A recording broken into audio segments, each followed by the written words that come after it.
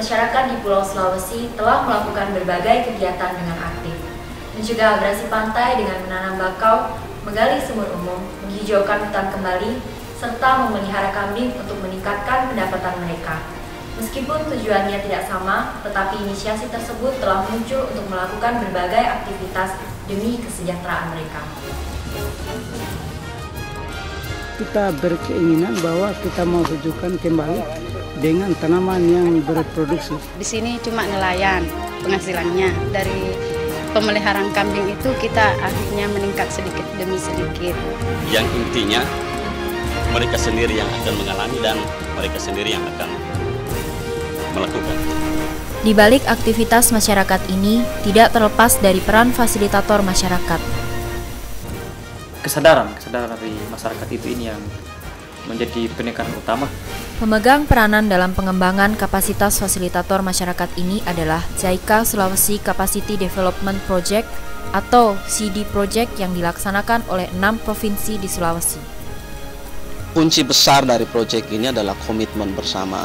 一言といえばプロジェクト持ち込まないプロジェクトです。 Kolaborasi proyek yang tidak membawa proyek, apa maksudnya? Dan faktor apa yang mendorong masyarakat melakukan kegiatan ini? Kita akan mencari tahu rahasia itu.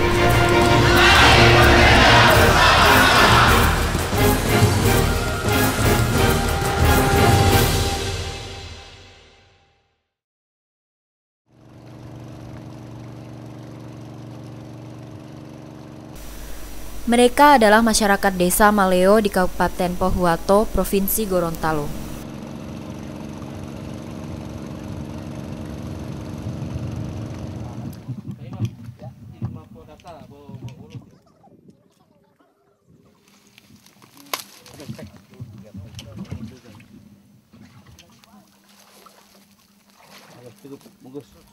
Mereka bergotong royong menanam bakau untuk menanggulangi kerusakan pantai akibat abrasi.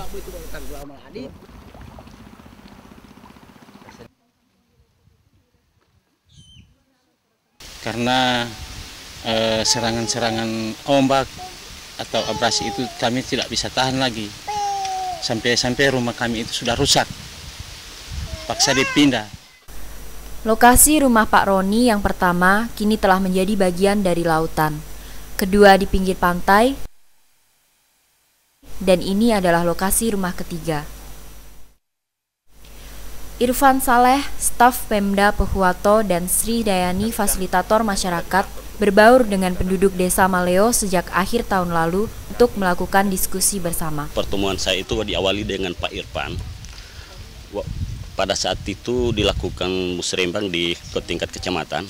Nah, saat itu saya datang ke Pak Irfan menawarkan bagaimana kalau desa saya ini menjadi satu desa yang bisa mendapat satu perhatian dari pemerintah, satu permasalahan yang cukup rumit dan tidak bisa saya atasi sendiri. Nah, muncul ide pada saat itu di mana Ibu Sri Dayanti mengumpulkan tokoh-tokoh masyarakat. Di situ muncul ide bahwa bagaimana dari masyarakat itu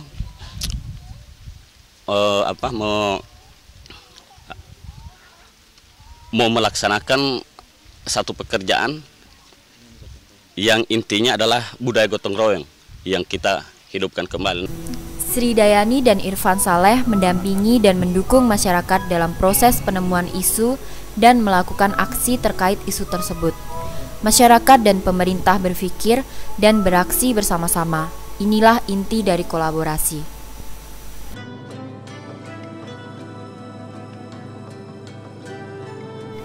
Mari kita lihat contoh kolaborasi yang lain di Kabupaten Wakatobi, Provinsi Sulawesi Tenggara. Di sini sedang dilakukan penanaman pohon untuk penghijauan kembali kawasan hutan yang hilang karena kebakaran. Kami berpikir bahwa ke depan itu anak cucu kami itu, kemana apabila hutan ini tidak ada, kalau membangun rumah, kalau tidak punya uang. Sehingga disitulah kami muncul, ada kesadaran kami untuk mau melakukan penghijauan. Ini Bupati Wakatobi, Bapak Bugua. Ya, kemudian mereka mengambil bibitnya dan menanam di kebun-kebun mereka untuk menjadi penghijauan. Ya kan? Ini kan sebuah mereka berjalan sendiri dengan kemampuan sendiri. Anda harus sama-sama kuat, bisa terjadi kolaborasi. Kalau satunya hanya meminta saja sumbangan dari orang, itu kan kita merendahkan diri dan merendahkan martabat kita. Bupati Hugua juga seorang fasilitator masyarakat. Sosok yang sebelumnya ketua LSM ini terpilih sebagai bupati tahun 2005. Kamu hanya pergi-pergi saja. Pergi-pergi, tapi kita ini Kita yang tidak pergi-pergi, tapi hasilnya bagus-bagus untuk dilihat orang. Ada satu hal yang menjadi masalah bagi masyarakat Desa Longa. Mereka telah mengumpulkan bibit sebanyak 400, namun karena curah hujan yang sedikit, maka separuh bibit tersebut mati.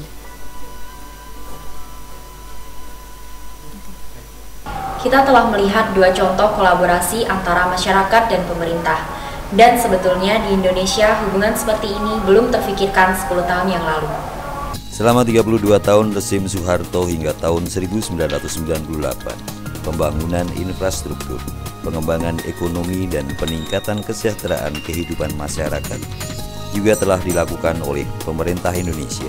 Namun, proyek pembangunan dirancang dan dikendalikan dengan sistem sentralistik sehingga seringkali terdapat ketidaksesuaian dengan kondisi dan kebutuhan daerah.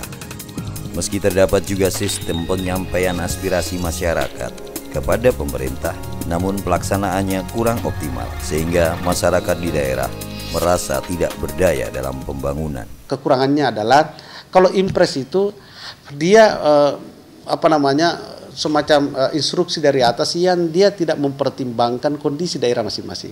Pokoknya apa yang dicanangkan dari pusat harus dilaksanakan, padahal belum tentu di kabupaten provinsi itu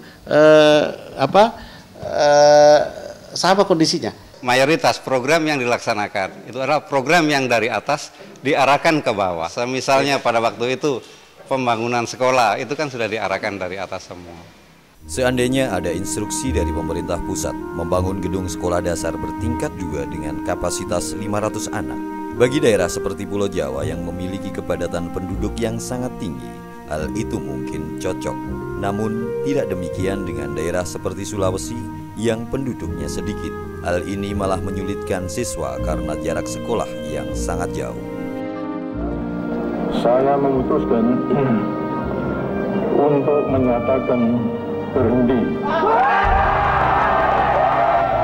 Pasca turunnya rezim Soeharto di tahun 1998, pemerintah Indonesia telah menetapkan 2 undang-undang untuk mendorong otonomi daerah.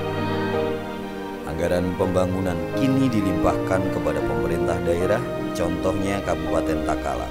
Anggaran pembangunan pada tahun 2009 meningkat 14 kali lipat dibanding tahun 2000. Namun selama ini, hubungan antara pemerintah dan masyarakat kurang komunikasi yang harmonis. Bahkan kadang-kadang terdapat ketidakpercayaan, tidak mudah mendorong pembangunan daerah dengan mencerminkan aspirasi masyarakat. Ada keterbatasan SDM di pemerintah daerah. Karena Gorontalo ini adalah daerah pemekaran dari Sulawesi Utara dan waktu itu memang kita sangat terbatas untuk SDM-nya. Strategi yang dilakukan untuk pengembangan SDM adalah memanggil putra-putra daerah Gorontalo yang berada di luar Gorontalo untuk membantu di pemerintahan. JICA telah melaksanakan berbagai proyek untuk mengembangkan SDM di daerah secara terus-menerus. Proyek-proyek ini mengedepankan partisipatoris masyarakat dalam pemerintahan. Berulang kali menyampaikan kepada aparatur pemerintah tentang pentingnya perencanaan sambil mendengarkan pendapat masyarakat. Irfan Saleh yang pernah mengikuti training menangani perencanaan pembangunan daerah. Kami menganggap seolah-olah perencanaan itu kita mendapatkan permasalahan-permasalahan di tingkat kabupaten saja. Setelah selesai ikut pelatihan di Manado itu, saya merasakan ternyata pandangan otonomi saat ini yang selama ini kita diberi kewenangan melakukan perencanaan, pelaksanaan sampai evaluasi pembangunan secara otonom, ada sesuatu yang kita lupakan, yaitu di tingkat desa. Sementara desa ini adalah sasaran menjadi utama dari seluruh proses pembangunan itu. Perencanaan berasal dari sana, nanti juga pelaksanaannya pasti juga akan ke sana. Sehingga saya harus memulainya dari desa dulu kalau seperti itu. JICA berusaha mengembangkan kapasitas fasilitator masyarakat yang merupakan penghubung antara pemerintah dan masyarakat. Mereka masuk ke desa, membantu masyarakat menemukan isu dan mencari solusinya. Kemudian menyampaikannya kepada Pemda. Di samping itu, juga disediakan wadah di mana aparatur dan masyarakat berdiskusi. Dengan melihat contoh bangunan SD tadi, apabila terwujud pembangunan daerah yang mencerminkan pendapat masyarakat, maka sebaiknya membangun 2 bangunan SD yang tidak bertingkat dengan anggaran yang sama. Dan anak-anak, penduduk desa, aparatur Pemda, semua menjadi gembira.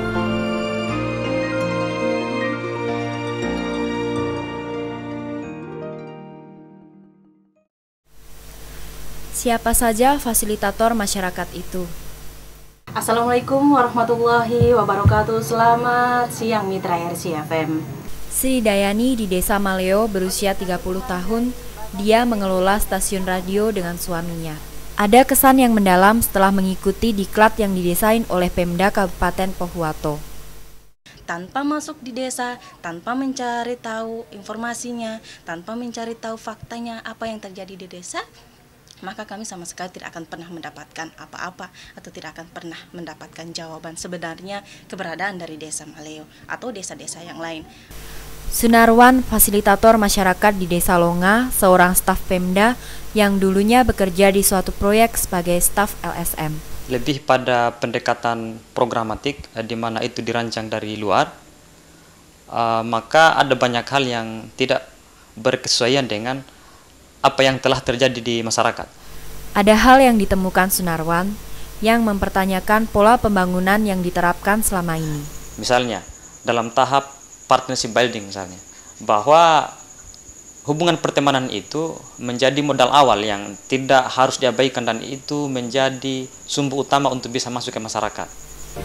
Pemda Kabupaten hanya menyiapkan biaya operasional, namun sebagian besar fasilitator tidak diberi insentif. Kegiatan mereka didasari oleh semangat untuk memperbaiki daerahnya sendiri. National Expert Asar Karateng selama ini telah melatih banyak fasilitator. Selama ini donatur-donatur internasional bahkan pemerintah daerah merasa bahwa mereka adalah benefactor ke masyarakat. Dan masyarakat pada saat yang sama adalah beneficiaries dari mereka. Nah, kita mencoba untuk membuat bagaimana posisi antara fasilitator dan sesungguhnya semua pihak yang luar itu menjadikan masyarakat sebagai partner. Jadi from benefactor to partner itu prinsip yang utama. CD Project tidak menyediakan anggaran untuk pelaksanaan proyek di desa. Pada awalnya, pertemanan dapat dilahirkan melalui diskusi antara fasilitator dan masyarakat, tanpa adanya anggaran dari pihak luar.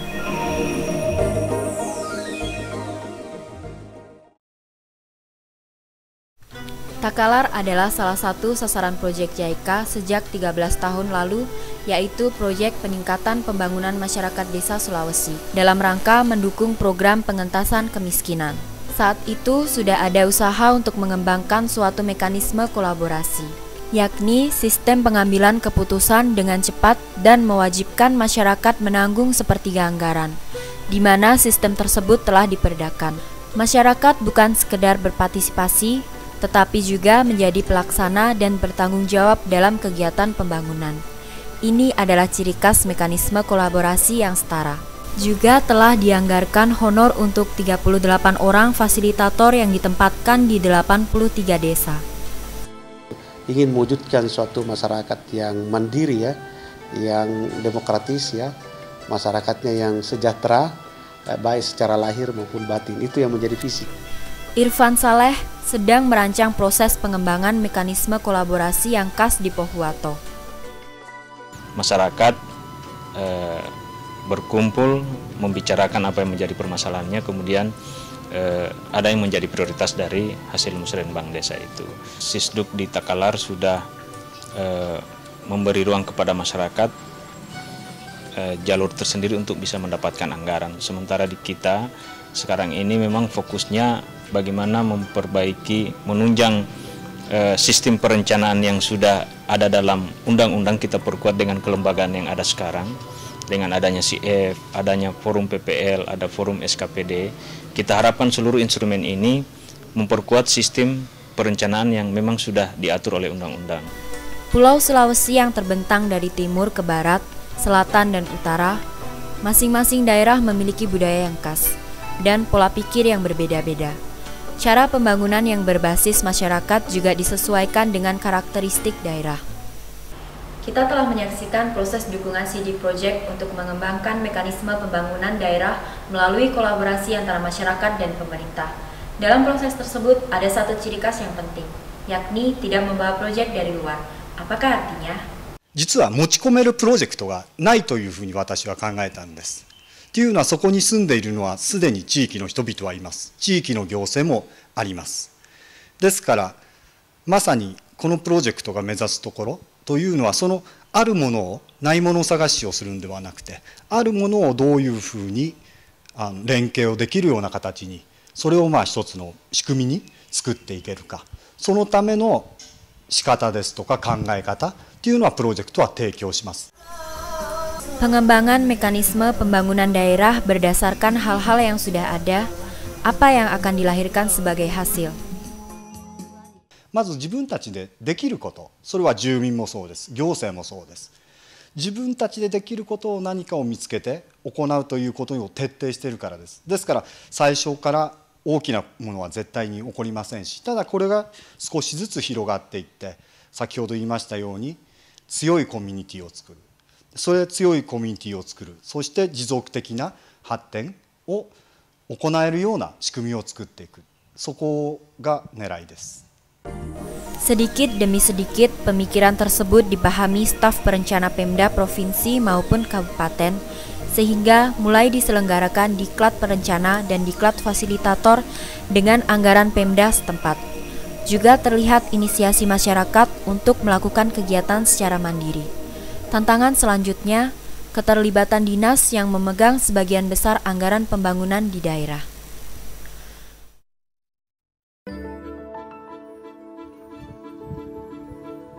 Di Kabupaten Wakatobi sedang diselenggarakan lokakarya yang dihadiri oleh 23 kepala SKPD, antara lain Dinas Pertanian dan Dinas Pariwisata.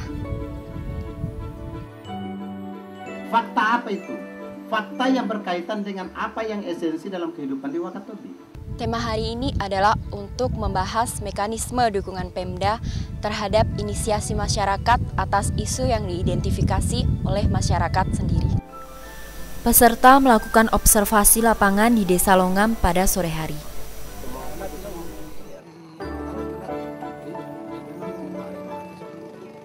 Yang selama ini kebanyakan pada umumnya kami melaksanakan kegiatan perang itu berdasarkan laporan yang kami terima di atas meja. Hanya berdasarkan persepsi-persepsi sehingga hasilnya juga hanya merupakan satu harapan. Lebih merencanakan sesuatu pembangunan yang tepat sesuai dengan kondisi lapangan yang ada di masyarakat. Yang kami sudah lakukan selama ini tidak tepat sasaran. Dan insya Allah setelah workshop ini, perencanaan 2011 kami sudah akan melaksanakan sesuai dengan mekanisme yang kami lakukan saat ini. Saya kira ini sangat bermanfaat sekali dan memang Wakatobi akan menjadi lebih baik kalau ini kita lakukan seperti yang kita lakukan sekarang ini. Ya. Di pulau yang kecil ini telah dimulai proses kolaborasi dengan melibatkan SKPD.